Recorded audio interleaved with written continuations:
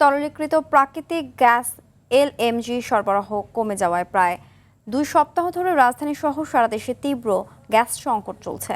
চরম ভোগান্তিতে রয়েছেন সিএনজি চালিত যানবাহনের চালক, শিল্প উদ্যোক্তা এবং নগরবাসী। গ্যাসের পর্যাপ্ত চাপ না থাকায় অনেক সিএনজি স্টেশন সাময়িকভাবে বন্ধ রয়েছে। সীমিত পরিসরে গ্যাস সরবরাহ চালু থাকলেও দীর্ঘ লাইনে ঘন্টার পর ঘন্টার অপেক্ষা করতে হচ্ছে চালকদের। ভুক্তভোগীদের অভিযোগ, গ্যাস সংকটের কারণে নিয়মিত ট্রিপ নিতে পারছেন না, এতে আয় কমে গেছে তাদের।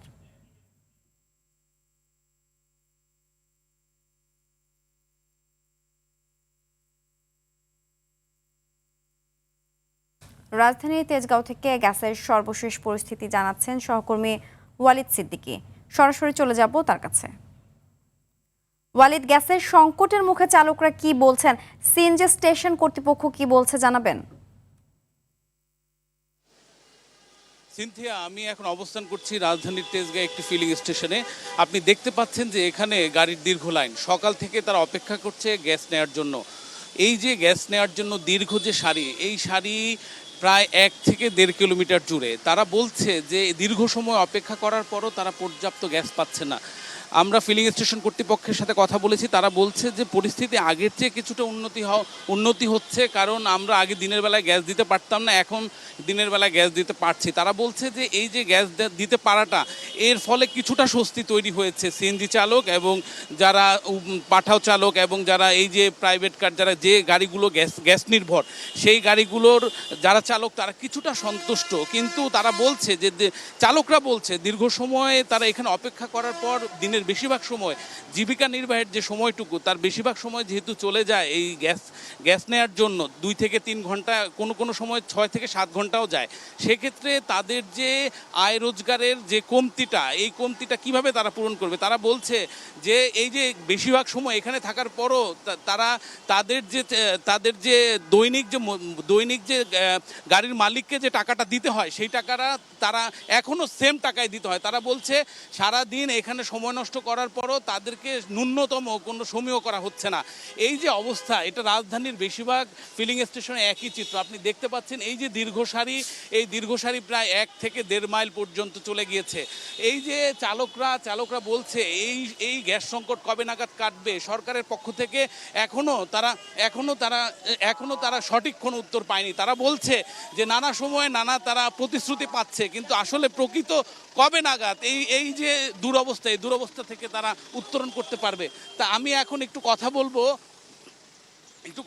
আপনি কতক্ষণ যাবত এখানে অপেক্ষা করছেন? ঘন্টা 1.5 মতো। গ্যাস কি পাচ্ছেন আপনারা পর্যাপ্ত? না। কতদিন যাবত এই সমস্যা আপনি ফেস করছেন? 15 দিনের মতো।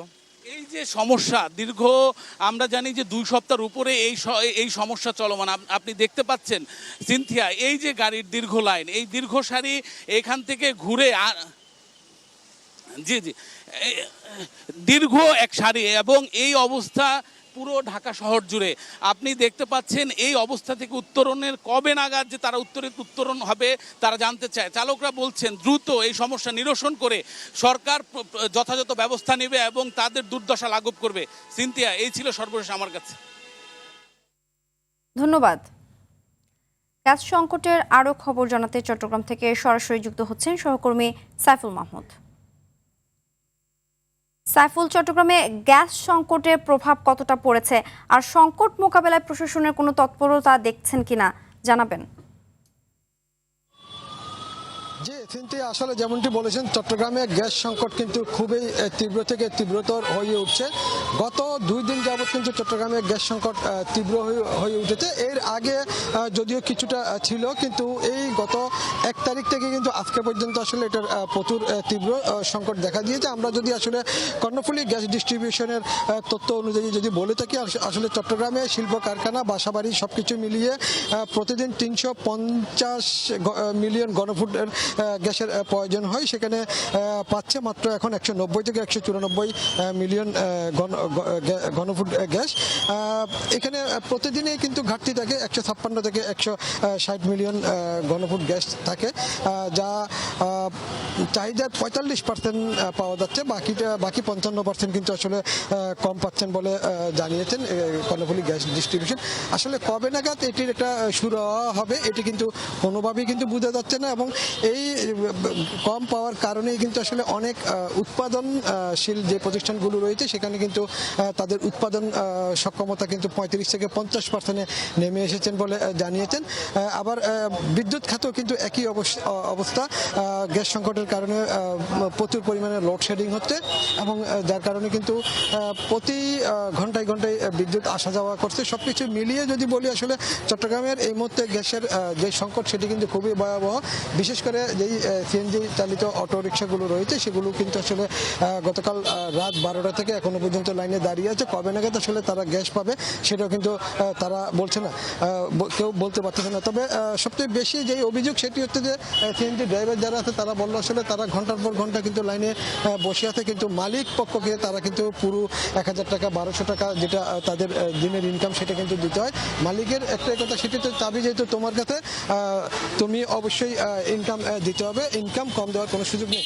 সবকিছু মিলিয়ে এই মুহূর্তে কিন্তু গ্যাস সংকট তীব্রতর এবং একই সাথে চট্টগ্রামের যেই সমস্ত উৎপাদনশীল প্রতিষ্ঠানগুলো রয়েছে প্রত্যেকটাই কিন্তু 35 থেকে 50% নেমে এসেছেন বলে অনেকে জানিয়েছেন।